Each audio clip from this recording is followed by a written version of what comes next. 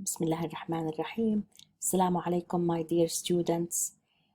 Today we will continue chapter 6, what we have left last week. I will start from where the last example we have discussed last time, just to make sure that everybody get it, because we went through it very fast.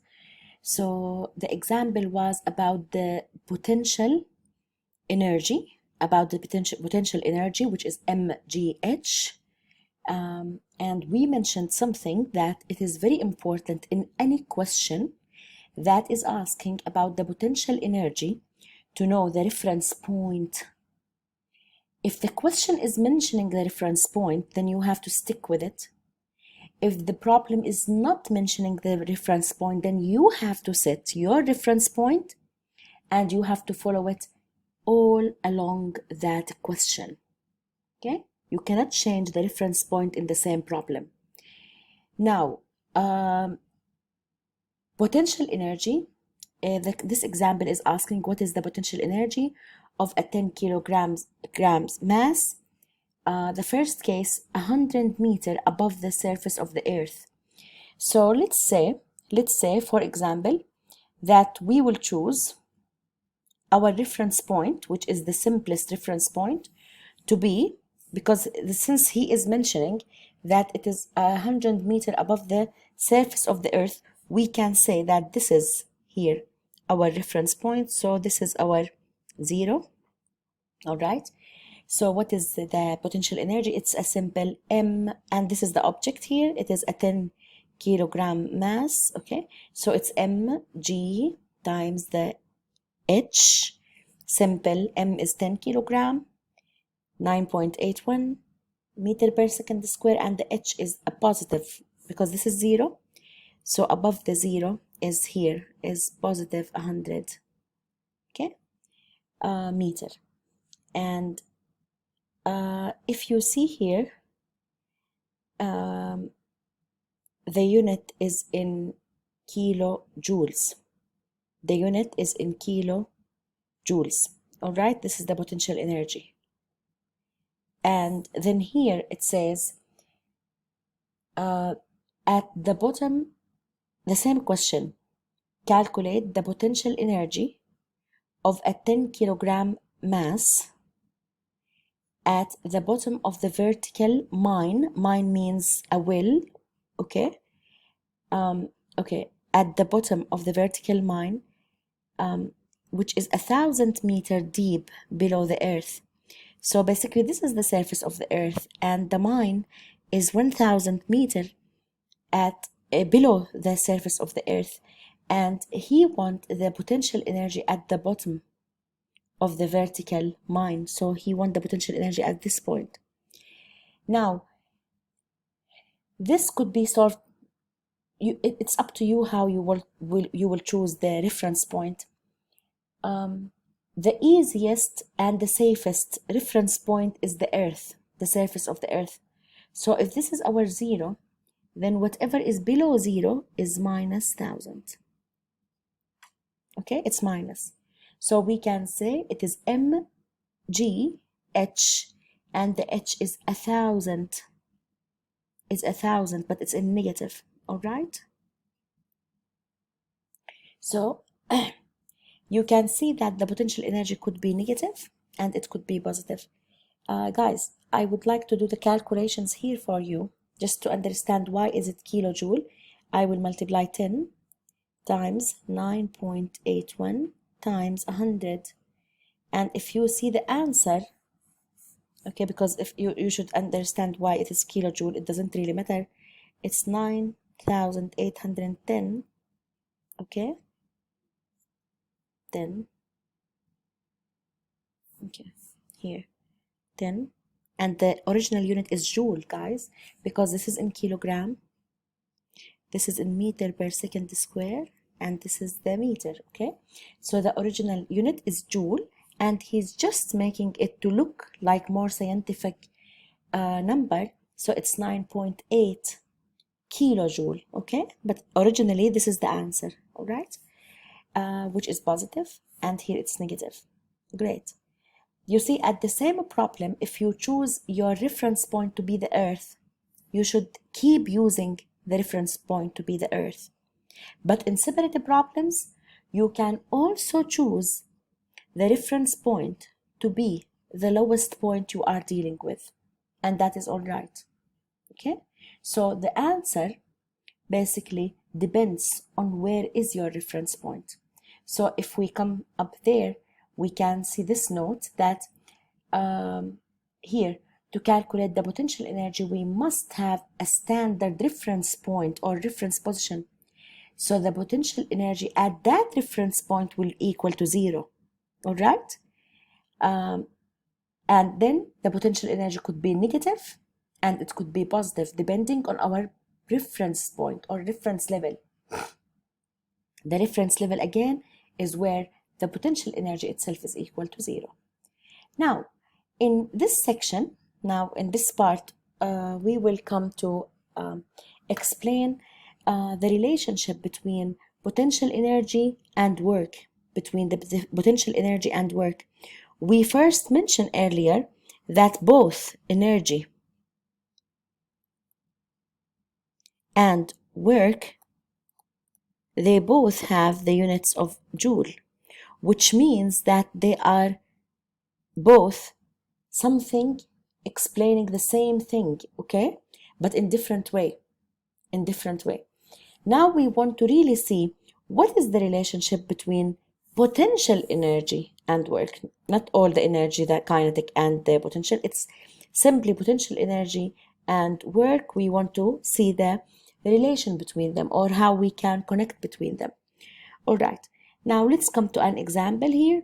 If you have a 10 kilogram mass lifted from the ground, okay, to the top of a building of 10 meter, find the potential energy initial here, the potential energy final, and then he's asking you basically to find the work done to lift the mass from here to the top.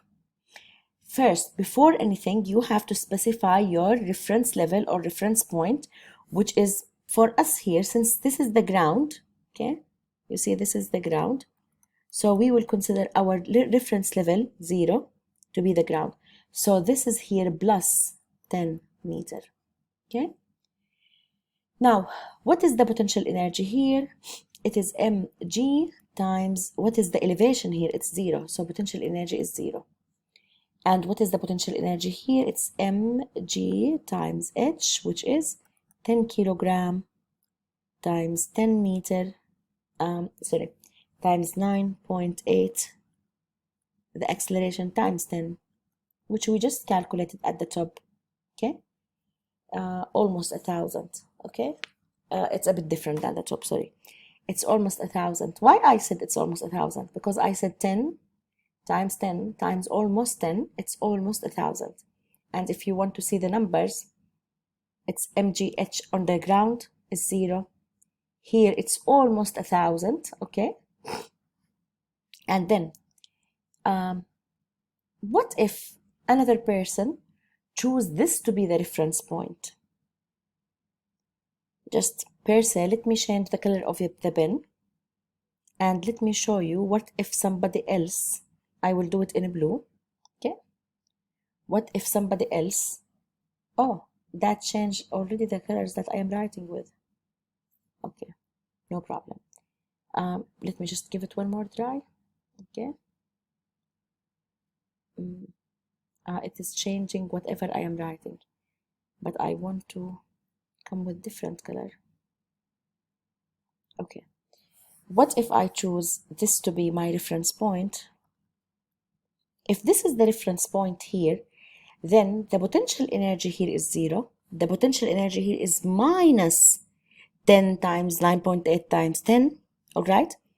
So how are we gonna solve this issue? That the problem didn't specify the reference point and different students have different answers. There is something called the change in the potential energy. And regardless of your reference points, the change between 2 points, let's call this to be point A and this to be point E, okay, B. So the difference between A and B will be basically the difference between them. So we say, for example, potential energy at B minus potential energy at A, or even it doesn't matter. We want the difference between them. So you will see that the difference between them will simply take basically the value, joule, the value. It doesn't matter really what is the difference point, the reference point. So the potential energy itself, it matters where is your reference point, but when you find or try to calculate the difference in the potential energy between 2 points, really the where is your reference point, it doesn't matter. It will already count that inside. Okay, now let's come back to the part 3 of your problem. It says, what is the work done? If you remember, what was the work? F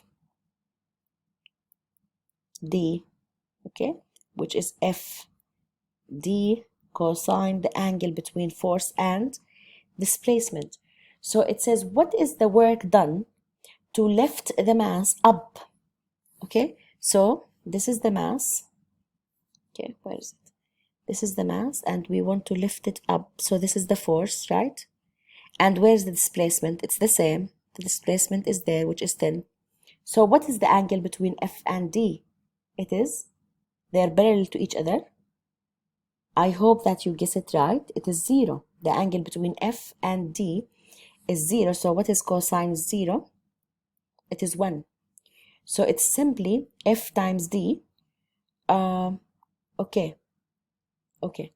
What is the F value here? Anybody will know guess the F value here? Basically, we are moving an object against the gravity. We are moving an object against the gravity, right? So can we say that it is, if we calculate Fg, which is equal to mg, which is equal to 10 kilogram times 9.8, and this is our F, okay? And the distance is 10. So come back to here. This is the Fg, but now we will have a little bit difference in the 0 here, okay? 10 times 9.8 times the D, which is a 10. Can you see something in the number? But now, since we are talking about Fg is downward, right? Okay, Fg is downward, but we are talking about the force which will move the object up, which is against the gravity. So we are correct here. The F is up, the D is up, so the angle is 0. Can you see something? That the work done on the object to move it upward is exactly the delta PE? And this is the relation here. Let's see. Delta PE is 981 joule. The work done is also 981 joule. And we will say that the work done on the object is equal to the change in the potential energy of that object. The work done on the object to move it from one level to another is equal the change in the potential energy. Just pay attention to one thing here. This is only called the work, not the net work. Keep this in mind. But when we explain the kinetic energy point, we will come back to this. But keep in mind that this is only the work done by a certain force to move the object from one place to another is equal to the change in the potential energy of that object. All right, guys, I will meet you in the second YouTube to explain the relationship now between kinetic energy first, to explain the kinetic energy and the relation between the kinetic energy and something called the net work. See you in the next YouTube.